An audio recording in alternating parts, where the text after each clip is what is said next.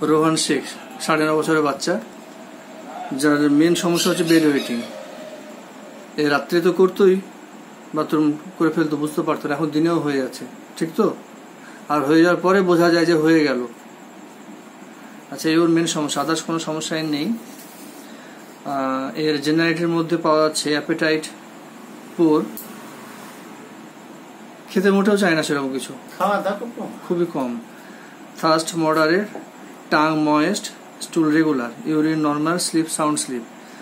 Desire অ্যাভারশনের মধ্যে sweets আর meet, egg, এগুলো বেশ ভালোই চাহিদা আছে ওর।